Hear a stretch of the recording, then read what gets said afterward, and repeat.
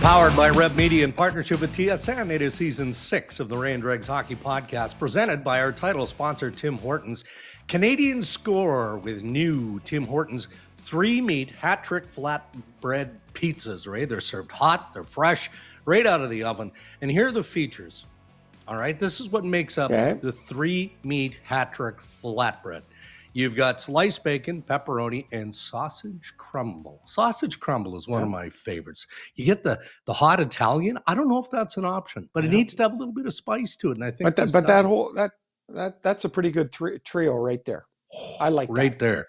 Yeah. Like they also have the new cheesy pull apart garlic bread. You would like that, right? You can't go wrong. I had some garlic bread last night. I got to say, Didn't mean to, but it was there. So, well, imagine the pairing of the cheesy pull-apart garlic bread and the 3-meat hat-trick flatbread pizza. Doesn't get any better than that. That is a perfect lunch. That's a good one. Yep, just down the street at Tim Hortons. I'm looking forward to it. Hey, we've got Chris Pronger, former Norris and Hart Trophy winner. He's going to step in. Seems to be dabbling a little bit more on the media side of things, right? He does Blues TV. Yep. We're seeing him more and more on podcasts and whatnot. I have an appreciation for his just cutting wit, for starters, but pretty analytical eye, man. I played the game as hard as anyone in the history of the sport, but I like the fact that he's never afraid to just throw the punch. Yeah, whether it's directed at media, former players, current players, he just calls it like he sees it. So I'm sure we'll get some fine commentary. I played with Prongs for just a little bit, and I think the thing that most stood out for me, because I knew about how competitive he was and all that stuff, but was how smart he was about the game. Like how clever he was to read the play and to find the right play, the right pass. We're going to talk about the Oilers in a minute, and I got a pretty good idea what his answer is going to be to the problem. So we'll get there in a moment. Awesome. Breaking news in this edition of the Ray and Dregs Hockey Podcast. We're recording this episode Thursday morning. Not long ago, Danny Briere and the Philadelphia Flyers announcing that they have relieved John Tortorella, head coach, of his coaching duties. I don't think that we're shocked by it, but I would say surprised, because I felt, and this was based on conversation with the brass in Philadelphia, they were hoping to wait until the end of the year. So it's not a surprise that they're going a different direction than John Tortorella with the head coaching. And right now it'll be Brad Shaw, who takes over on an interim basis. But it felt like they were more inclined to wait until the off season. Then Tuesday happened, Ray. Tuesday happened. And the Flyers get thumped by the Toronto Maple Leafs. And John Tortorella said this post-game, which I think encouraged the Flyers to make this decision. These last two games, are you sensing frustration setting in? Maybe it's a cumulative effect from last week playing well and not getting results? Well, when you're in this type of situation and you're losing all the time and there's nothing at the end of the tunnel for you, there's certainly going to be some frustration. But this falls on me. I'm not really interested in learning how to coach this type of season where we're at right now. But I have to do a better job. So this falls on me, getting the team prepared to play. Okay, you're the general manager of the Philadelphia Flyers, President Keith Jones. Any member of that Flyers executive, and you hear that post-game Tuesday, what's your takeaway?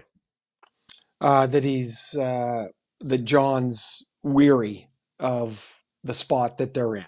And so I think last year was such a surprise to them. They were far more competitive, deeper into the season than they thought they were going to be. Yeah. Yet, while this more competitive season was going on, the management's still looking to the future. They're trading players not for players coming back in to help, but for future assets, whether it be a young prospect or draft picks. So now the team is depleted from where they were last year. They make the trade with Calgary. Frost and Farabee go out there. They've got really inexperienced goaltending again. They're trying to find a goalie for the future. So all that leads to a place where even though John wants to coach in a competitive manner, you can't, because it's really about the future. And so it sounded weary to me. Like, I'm not interested in coaching this for the future somewhere else or for somebody else. And so I mean, one of John's tenets is, you're all in. And that would strike me as, again, weary is the term I use, but can you be all in if you're weary? Right. And when I heard that, I was like, oh boy, this has to be talked about somewhere internally. And I guess that's what they did for the last couple of days. Tough market too, right? I mean, an appreciative fan base that knows where this club is and the direction that they're trying to get to, but that messaging can't be part of the sales package going into the offseason. The messaging that we heard Tuesday night out of Torts.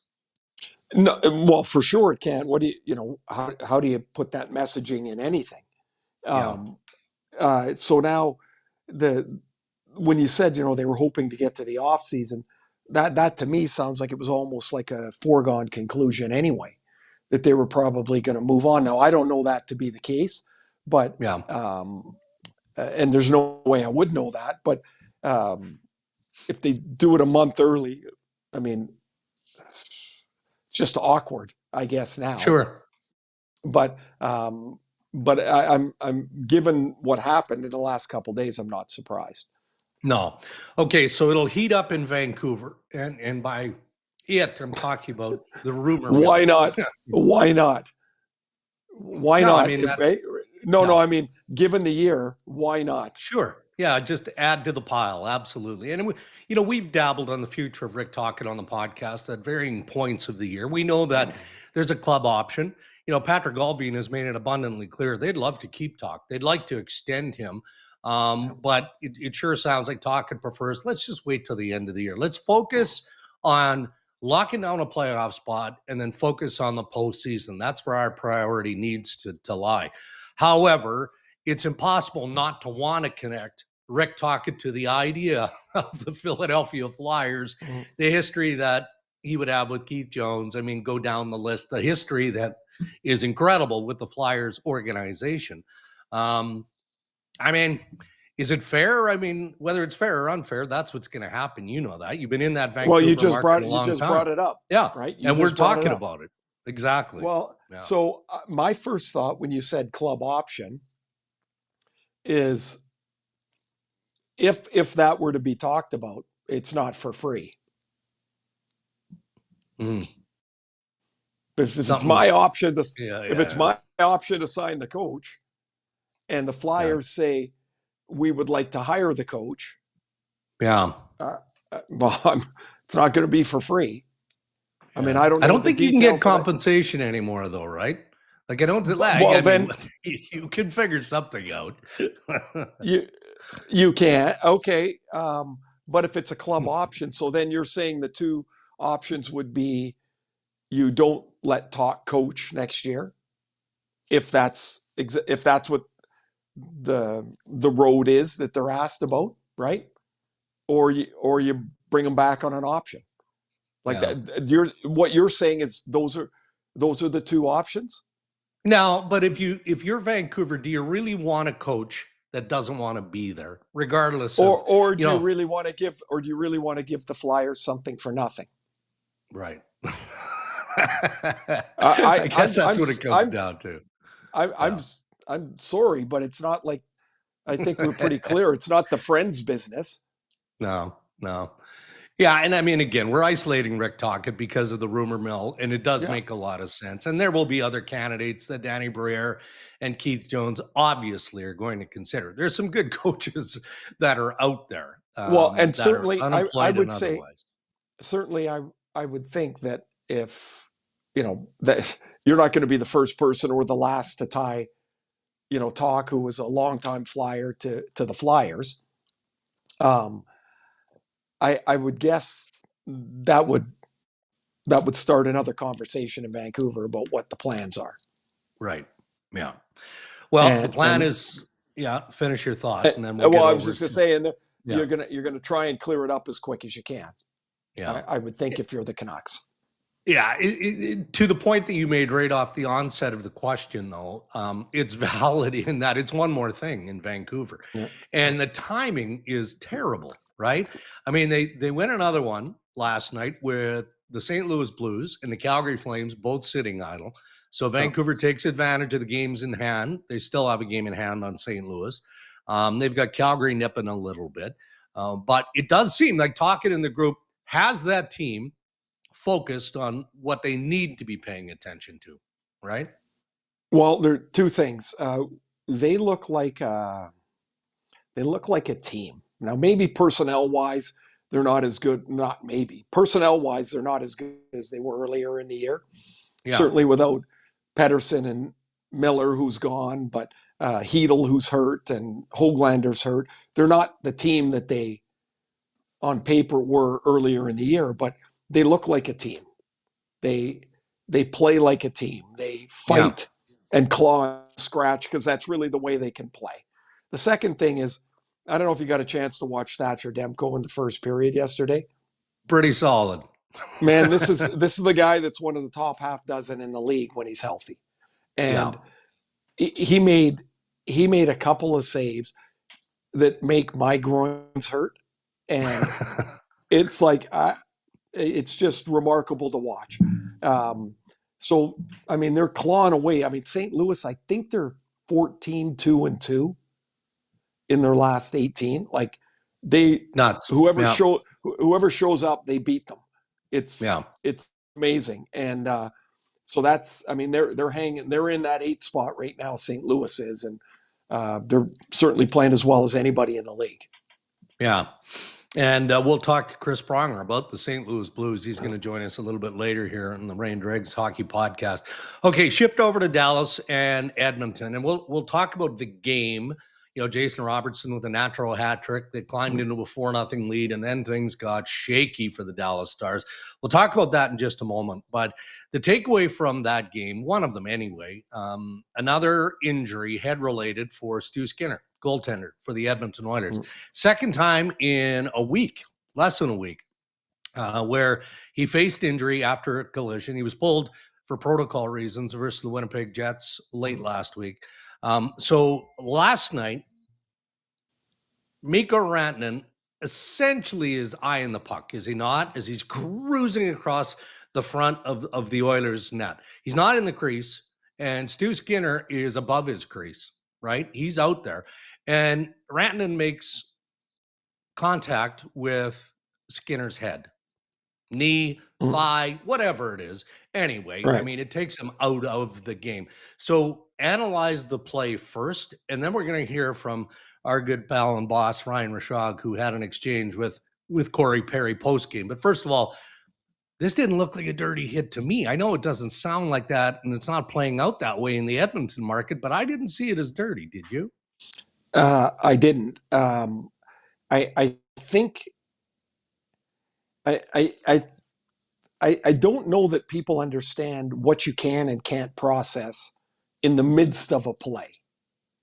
Like, you can slow that play down and look at it. Dregs, you were talking about, it was a Kyle Palmieri goalie interference. And you were saying that, right. Yeah, when you look at it in real time as opposed to slow motion, I mean, they're different worlds apart, right? Yeah. So the puck's behind the net. Rantanen's going to it. It was a goofy shot. Like, it was deflected and it popped up and then started to come down. And Skinner's up and then he's down, and Rantanen's going to the puck and he's going in the straightest line possible. Mm-hmm. And that required him to turn. That in my experience, that's what he's doing. I don't think he's trying to hit Skinner at all. Mm-hmm. However, he does, and that's really what the concussion spotters are supposed to be about. Sometimes I think they don't take goalies out when they should. But Skinner clearly was shaken up, and hopefully he's all right. But I really don't see intent in the play. I see a guy going after the puck. All right. And again, as I teased, Ryan Rishaug, covering this game for TSN, asked veteran Corey Perry post-game last night if the lack of a response to these two situations, not just last night, overall is concerning. When you see Stu take a couple of bumps and then you see Calvin take a couple of bumps, overall, are you comfortable with the way your team is responding to these types of things? No, I was pissed at myself. I didn't see what happened. That's I was on the ice and when Rantanen hit Skinner, and that's on me. I should never let that happen. I didn't see what happened. I saw Stu go down and everybody just standing around. I didn't see it until afterwards, and I was pretty pissed at myself. I didn't see it. And fair enough, but at the same time, to a degree, it's everybody's responsibility. Do you think you've done a good enough job of this as a group this season when it comes to your goalies? We'll talk about that internally. Well, it sounds, if we're allowed to read between the eyes, that between the lines, that Corey Perry does think that there's an internal problem, that maybe they don't stand up for their goaltenders or each other as much as they should. So there's a couple things there. Again, I think people believe that you see everything that happens on the ice, and you just don't. Like, you could be 5 feet away from something and your eyes are in a completely different direction and you don't see it. Like, you could say, like, how could he not see it? The puck was right there. The goalie was right there. Well, Perry would have been looking somewhere else, looking at the guy he was supposed to cover, whatever. So that's the first thing I wanted to point out, is that, like, it's really possible that players just don't see. You just don't see it. And then if you looked at the play, there was like 4 guys standing around. The trainer was out there looking at Skinner. There was Rantanen was there. There was a couple of Oilers. They were all kind of standing around. That's the first part I heard of that. The second part is, is everybody doing a good enough job? Well, when you say everybody, you're probably talking about 4 or 5 guys that are able to do something about an incident like that. If they're not, there's a meeting to be had, right? That, hey guys, we got to be aware of what's going on here. Like, teams are taking advantage of us. And number 2 is maybe they didn't think this through with roster construction enough. Maybe you do need to be heftier. Maybe you do need to be a little bigger.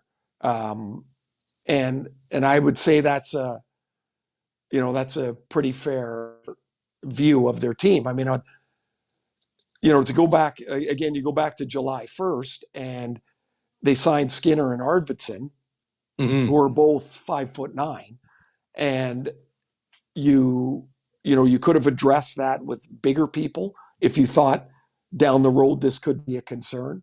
That also led into the Broberg-Holloway thing. That's something different. Sure.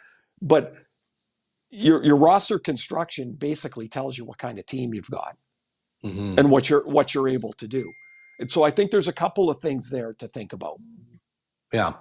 Yeah. Well, and now you're also thinking about injury as being problematic. And the Oilers keep talking about, okay, well, Leon Draisaitl isn't that far away. Connor McDavid maybe a bit farther. You look at it as the glass is half full. I mean, they're obviously banged up to some degree or they'd be playing, but there's rest that's automatically built in to this whole process. Sure. Now you throw Stu Skinner into the mix, who didn't fly to Seattle. He did not make the trip to Seattle. So it's unknown as to how long he might be out. And do you just subscribe to the theory of the next man up, whether it's a goaltender or, you're not going to replace McDavid or Draisaitl, but you don't really have a choice. You have to fix it internally. There is no choice anymore. You're past any place you could recoup a player, right? No, you can't trade for anybody and all that. So it is the next man up. It is like, I'd look at that game last night, and the Oilers had 40 shots or 43 shots, and that's without McDavid and Draisaitl. And you're like, all of a sudden that game went, poof on them. Like the Robertson goal, he comes out of the penalty box, that can't go in. No, like that can't go in. And so now you're fighting a goal against again, and down 4-0, they make it 4-3. Like there was something positive out of that game. And the two positives might be, one is that they came back, and two is that this issue will get addressed and they'll figure out however they're going to deal with it if it happens again. And I think that in the long run becomes somewhat of a positive as well. Yeah. You're in mini, right? For the Caps and the Wild tonight? Yep. Excellent. I saw a fun story on NHL.com, and Marc-Andre Fleury is just one of the good guys in the sport, period, right? Like he just appreciates self-deprecating humor, as a lot of us do, but he's still a high-quality NHL goaltender. But talked about how no goaltender in the National Hockey League has given up more goals to Alexander Ovechkin than he has, with a total of 28. Now, he's not getting the start tonight, is he? For the Wild? Gustafson's in. Yeah. Gustafson. Yeah. So that number isn't going to climb for the Flower. But Flower's not. He's not given the full picture there. He's also the only guy that's played against him for 20 years. Yes, and the Pittsburgh battles and all of that, right? Yeah, you're gonna give up a few for sure, right? But it's an extra fun game for you, isn't it? I mean, it's pretty obvious given where we're at in the regular season, and the march continues here. Yeah, 6 short now to break it, and Ovi scored 20 goals in 24 games against the Wild in his career. So, you kind of think like, what if he could get a couple here, or like you start putting the games together because you can't score every game, but there's 11 left. Yeah, and you're like, man, that's the pace he's been scoring at. Right? He's 40 years old. You can say whatever you want about him. He's 40 years old and he's got 35 goals, 36 goals. Bananas. It really is crazy, man. Crazy. Can you imagine every building I assume that he goes into on the road, not every veteran player, but a lot of players will be asking him, hey, Ovi, any chance I can grab a stick? Hey, Ovi, any chance I can get this? Hey, Ovi, any chance I can get that? I mean, that's probably just part of the routine for him now. I was amused. I don't know which reporter was out of Winnipeg, but Ovi just cruising downtown Winnipeg. Well, he was walking in front of his hotel, the Delta in Winnipeg. It's not like he was just fraternizing with the locals at Portage and Maine, but that's the spectacle that this man has developed. Well, I think every game from the league's perspective from now forward should be an event. I think whatever their promotions are, this is a historic event. Yeah. And it should be treated as such. Agreed. Well, here's hoping he pops a couple. With all due respect to the Minnesota Wild, I just want to see it happen. All right, let's wrap up the Tim Hortons headlines, Ray. Maple Leafs in San Jose tonight. The dreaded 10:30 Eastern start. Like, come on. No, dreaded for you. For anyone who has to watch these games in the Eastern time zone, yes. Toronto and Florida have identical records with 89 points. Both have 11 games remaining, and that includes 2 against each other, Florida and Toronto. So that's clearly where the division is going to be determined. There's a bit of a buzz in this market, even though I think that the Leafs fan base generally is okay with the tandem of Joseph Woll and Anthony Stolarz. There is a belief that Stolarz is going to get game 1. He's going to start the playoffs in net for the Toronto Maple Leafs. I mean, have you seen enough to appreciate why Craig Berube might be leaning that way? I don't know. I kind of feel like there's been very little separation for them. That it was built as a tandem, and they've kind of played like a tandem. I'd use the example in Washington. They use pretty much a locked in rotation. Yeah. And only recently have they said, you know what, we're going to go away from that. Tonight will be Logan Thompson's 4th start in the last 5 games. So, that's clear, obviously, the way that they're leaning. The game 1 starter is interesting because it gives you the the thought or the view of that's the most trusted guy at this moment. Yet if game one doesn't go well, it'll be Joe Woll in game two. And I think if you go back to the playoffs last year, you know, when Woll was hurt for game seven, that was a big blow. Yes. Psyche of the Leafs. He had played very well.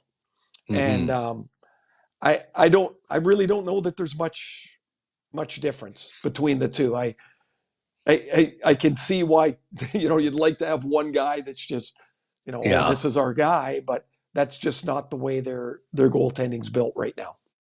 Right. And some time yet to entirely figure it out, as we say, with 11 games each remaining. All right. Those are your headlines. Thank you to our good pals at Tim Hortons.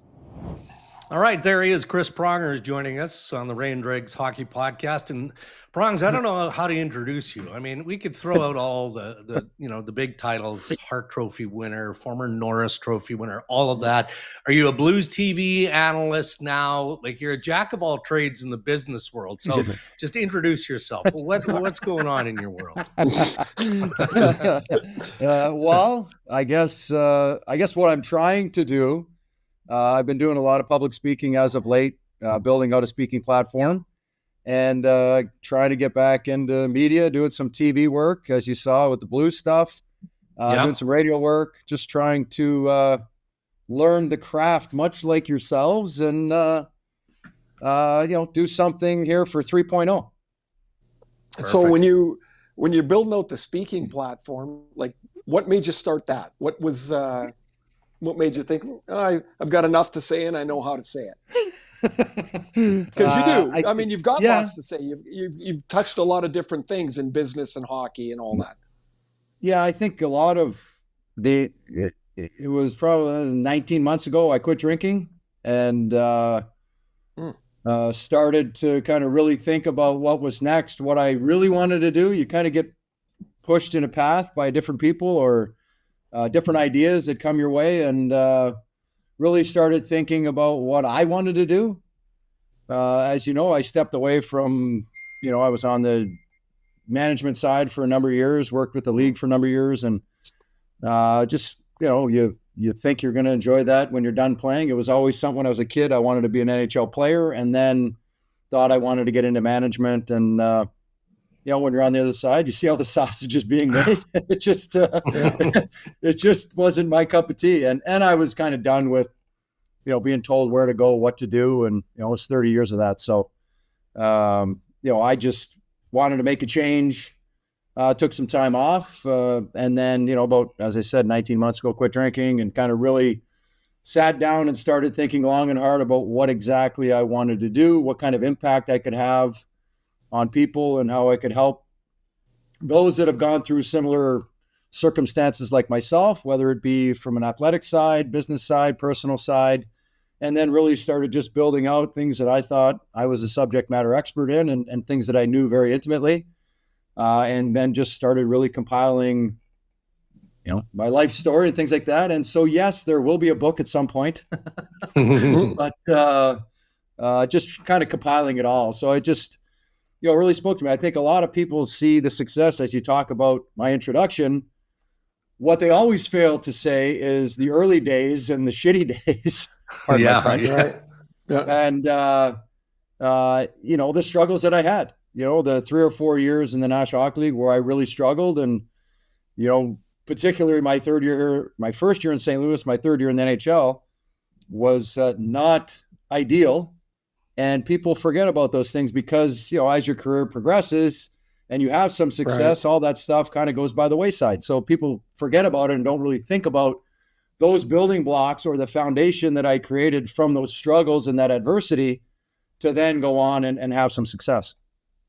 Were you, like I mentioned it earlier in the podcast, the short time I was in St. Louis, the one thing I didn't know about you, because I didn't know you at all, was how you were able to look at like the game and everything going on around it, and how quickly you were able to put things in order.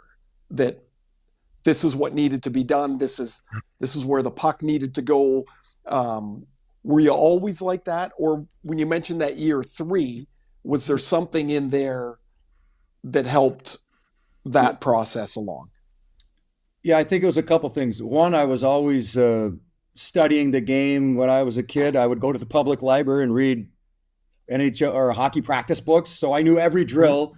And ultimately, I knew kind of what the reasoning behind the drill was and what you're trying to accomplish. So, I get to Peterborough in the OHL, and Dick Todd starts talking about a drill we're doing, and I'm gone. I'm moving pucks. He's like, "Where are you going?" I'm like, "I know the drill we're doing. Relax." That must have blown Dick's mind, by the way. Oh yeah, he was like, and then I'm actually moving the pucks in the right spot. And he's like, "Oh, maybe he does know the drill." Right. So I had a good understanding of the game in that sense, and really understood the game within the game on the gamesmanship side, and then the actual hockey sense IQ side. And then from there, my struggles weren't necessarily the understanding of the game. It was more in the immaturity and the preparation and the development and the pushback against the man of stop telling me what to do. I know what I'm doing when I'm 18, 19, 20. And as we all know, I most likely didn't know, but I thought I did. And really struggled in not being prepared to be a true pro and be consistent and be disciplined and have the right habits around, practice, eating, training, the stuff that's not on the ice that kind of goes into your performance on the ice. So once I figured that out after, that third year, my first in St. Louis, Mike Keenan, obviously, as you know, was very big on training and VO2 max and all that type of stuff. And so that year was really just kind of building me back up. He beat me into the ground and then slowly built me back up. And obviously when Gretzky came, that took the focal point off me, and all the focus went to him. And it kind of allowed me to now put the 55, 60 plus games that I had that year, and then training and whatnot, and just get the eyes off me so I could kind of do my own thing. I really started to, I went and saw a sports psychologist, and he really helped me understand that I needed to set standards for myself and live by those every single day. And then that just started the foundation. I started eating better. And then my fourth year in the league, Al McInnes introduced me to his trainer, Charles Poliquin. And then the training aspect really started to be the building blocks, and the talent and the skill set was always there. As you know, you have to experience the league, and you have to understand how players play, what their tendencies are and those types of things. But the skill set, it was more just making sure I could do it every single shift, every single game, every single month, every single year. And that was year 3, then year 4, and ultimately year 5. Actually, no, I think at the end of year 4, year 5, I was up for the Norris, and then year 7, I won the Norris and the Hart.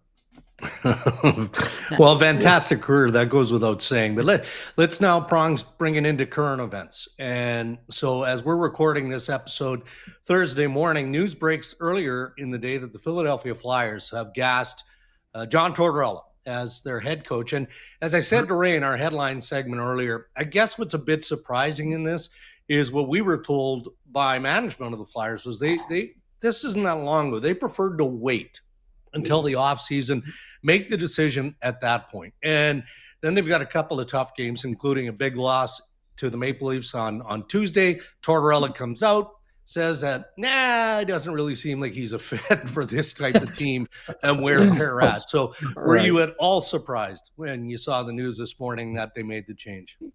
Not after those comments. I think the writing's on the wall. Once you say something like that you're really not interested, I guess the question is, as they started their rebuild, when Danny B got hired 2 years ago, I mean, at that juncture, don't you realize what is going to take place when you're getting rid of veterans and you're bringing in young players and you're cleaning up your salary cap and on and on and on? The writing should have been on the wall. And now, mind you, last year they were in a playoff spot or around a playoff spot until he, benched Sean Couturier for, I guess he didn't really give a reason. or give the player a reason. Yeah. And he, at that juncture, I felt like he lost the room because they went in a tailspin and they really struggled. And then, came back this year, and it's I would argue that their team probably got a little worse. Yeah. Moving out some of the veterans again, holding on to that cap space and making some moves and acquiring draft picks and doing what you do when you're in a rebuild. Well, okay, you said you were on the other side of the fence, right, for a while. So there was also $4 million a year contract. Yes, yeah. Yes. to deal with as well, no? I don't know if there was a negotiation there Yeah. or if he just said, you can fire me if you want, but I'm getting my money. That's going to come, right? Yeah. That'll be the interesting part of this whole saga is how they deal with that money side of it. Yeah. The other part of recent events, we were spent a little bit of time earlier on in the Dallas-Edmonton game last night. Stu Skinner got run into a couple of times and eventually came out of the game. And then Calvin Pickard got run into. And I mentioned, because the Oilers said, we didn't deal with it the right way. And I said, well, I can imagine how Prongs might have thought that should have gone. So we'll ask you about it. Like, you were always fun to be around the front of the net. You were really you always had your stick on the ground. Person. Yes, that was one award you were not going to be up for. So what in today's world, which is different than when we played, what can you do to protect your goalie? Well, first and foremost, if the sole purpose is to protect your goalie and be like, okay, you're not touching the goalie, running the goalie, then you take the hardest, toughest penalty you possibly can on one of their best players, and then you go down the other end and you bump their goalie. Right. And ultimately, are there going to be penalties? Yes, but in the long run, you're sending a message and setting the tone of, this is not allowed. Mm-hmm. And if you continue to do it, then there will be repercussions. And if you have to take a suspension, then you take one. But you have to. I'm sorry, but you have to set the tone. And they should have done it a long time ago. There's maybe the better way of looking at it. I'm looking this specific time frame. Yeah. You can't take a suspension, but it should have been. Everyone should be on notice. This guy is off limits. You can't touch our goalie. And that comes back to how the game is played. It comes back to maybe their skill set of their D and how they play the game. Because the players today, there doesn't seem to be the conflict day to day that there used to be. And so this would be, I think, pretty foreign to a lot of players. Would you agree today? Yeah, no, absolutely. They don't have memories like an elephant like we did. Like I have grudges. I still have grudges. I'm sure guys have grudges against me. oh, they do. They do. So no, you remember things and you're literally, okay, I didn't get him this year. I am getting him next year. And it would go as long as it had to before you got your retribution or your pound of flesh. I will say, when there is a good, clean hit, I don't understand why they're fighting. Yeah. I don't get that. Why don't you go hit them? Now, if it's a dirty hit, you hit a guy from behind, you hit a guy in the head, what have you, yes, fine, go fight. But on a clean, open ice hit, tell your partner or your friend to get his head up, or whoever gave the sucker pass, maybe go talk to him, like, don't serve up a pizza. Mm-hmm. So when there's a time and a place to fight. Yeah, when we hear Corey Perry say what he said to Ryan Rishaug post-game last night, we'll deal with it internally. I mean, what is that? A conversation over dinner? Are you having a team meeting to say, okay, enough of this stuff? Like, what goes down in that scenario? Yeah, it's probably a meeting in the locker room of like how they're going to handle things. How are they going to, moving forward, what is our action going to be? Obviously the action is you need to clear the front of the net. You need to make sure that you're not allowing players that close to your goalie. Well, then what is our reaction? If and when that does happen, what are we going to do about it? And how do we respond? And how do we send that message to the rest of the league? This is not going to be You're not doing this to our goalie. This is not Yeah. how you're going to look at our hockey team. And it could really, we go back to that Vancouver scenario with Garland and McDavid. It can always go back to that too and just be like, you're not going to be allowed to do that to our players. And ultimately, a player of that caliber, they're going to be around him. They're going to be doing things. They're going to hook. They're going to hold. They're going to be draped on him. That's just the nature of the game. And especially as we get later on into the season and then into the playoffs, it's going to get tighter and tighter and tighter. When you look at the game today, is there anybody in it that plays differently than you that you go, oh, I would have loved to have been like that? Like, I always used to look at Pavel Datsyuk and Patrice Bergeron and go, oh man, I wish I could have played like those guys. Those guys to me were like almost the perfect center iceman. I guess the other one would have been Joe Sakic, but that was in a whole other world. But I was like, those two guys to me, I love. Yeah. Like, is there somebody like that for you today? Well, I look at you look at the two best D-men in the league, Cale Makar and Quinn Hughes. Just the way, and it reminds me of Scotty Niedermayer, just how light he was on his skates, how effortless it was to watch him skate. And I remember in the Olympics in 2002, we're in Salt Lake, we're in elevation, and he goes out for a shift. He's playing the right side. I'm playing the right side. So he goes out for a shift, and he's ripping around out there. He's jumping up in the play. He's coming back. He's jumping up in the play, coming back. His partner changes, and then, the puck gets stuck on that right side. So he stays out, as he should, and he's out there for another 45 seconds. He didn't even look like he broke a sweat, but he felt bad because he was taking my shift. so he changed, and I looked at him like, Norm, you're not even sweating. I went out for about a 25-second shift. I'm like, change. So watching those two guys zip around the ice, like Quinn Hughes the other night in New Jersey, just the speed that how quickly they get to that top speed. Cale Makar with his edge work and just they're in another stratosphere as far as defensemen and their mobility and agility and the way that they can skate and the speed with which they do it and still handle and manage the puck and put it into the right areas at that speed is very impressive. All right, one last one for me, Ray, and then you can wrap it up. But Prongs, I always come to you around this time of year. Might even drift into early April because I'm trying to assemble my Norris Trophy ballot, right? And we go back and forth with, okay, does this guy get enough credit for what he did? And I like to do that, as 3-4 times a year, because it can't just be about the late push or the point getters. So in saying all of that, if you had to award the Norris Trophy, and you just gave high praise to Hughes and to Makar, if you were awarding the Norris Trophy today, who would you give it to?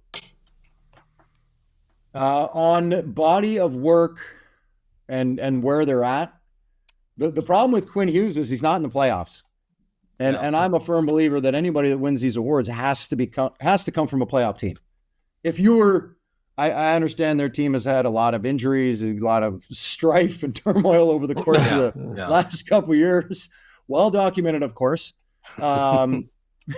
You see just what he's been able to do. He's willing them almost into the playoffs. And by the time you vote, I suspect that they will be in the playoffs. Mm-hmm. I think Calgary has, been on a heck of a run too. And the Blues are on a insane run of 4. I think they're 4-2 crazy. One or 15-2-1, I think, maybe in their last 18. So they're on an incredible run too, but those teams are pushing up. I'm not sure if Minnesota's even going to make it. They're in trouble a bit, aren't they? Yeah. They're slipping back to the pack. Yeah. So at the current stage, it is, 1A, 1B, Makar and Hughes to win it, in my opinion. That's fair. I don't think you can go wrong with either one of them. No. I know Vancouver fans love Quinn Hughes, and they're gonna, they're gonna throw their hate at me. Yeah, you likewise. Like I know. They don't realize that I like it. Yeah, exactly. But I think you look at Makar's body of work, what he's been able to do for them. Either one of those you're not going to go wrong. And Werenski's had an incredible year. Columbus is solid. Faltered a little bit as of late. Got to see Lane Hudson for the first time live the other night. He's going to be a really good player. They got to realize, they're pumping his tires like he's a number one defenseman, and the fans, that is. And they got to understand there's a lot to learn. And there's, he's having a great year. He's developing. He's gaining experience and understanding the league. But he's going to be a really good player too. Yeah. Excellent. Good, Ray? Yeah, all good. Prongs, thanks for jumping in, and look forward to seeing where the next stage is for you, because thank you. Yeah. As soon as you want to do it, you're going to be awesome at it. I appreciate it. Thanks, guys. Thanks for having me. Oh, always good to catch up with Chris Pronger, right? Whether it's in the press box in St. Louis or among our travels across the National Hockey League and here on the Ray and Dregs podcast. I mean, just an old school dude who played the game incredibly hard. But then, as matter of factly, and that soundbite is going to live forever, right? Talking about whether there's a softness around the Oilers in reaction to Corey Perry's comments last night after the loss to Dallas and the goalies getting bumped and all of that. Like, when it comes out of his mouth where you deal with this stuff, take a suspension, you just deal with it. It's entirely believable because that's what he did. That was his game. There are plenty of people that, and he's not full-time in the media yet. I suspect he will be now that he wants to be. But there are people that say things for effect, and it's performative. Like, it's just a performance. Yeah. I played with Chris. That's how he thinks. Like, there is a bottom line to just the way things need to be done. And for him, like, he didn't even really think about that. No. Like, oh, what should be done? This. Yeah. Like, there is he was such a savage competitor. Like, you went near him, and he's 6'6". You got to remember. So his stick is, you can only imagine how long that thing is. He literally could slash you from across the street. And he was vicious, but the whole point of his game was he was so smart. Like, you don't win the Norris or win the Hart by being a vicious competitor. You win it with skill and tact and finesse and the competitiveness. Like, he was a fabulous player. That was a great interview. That so was good.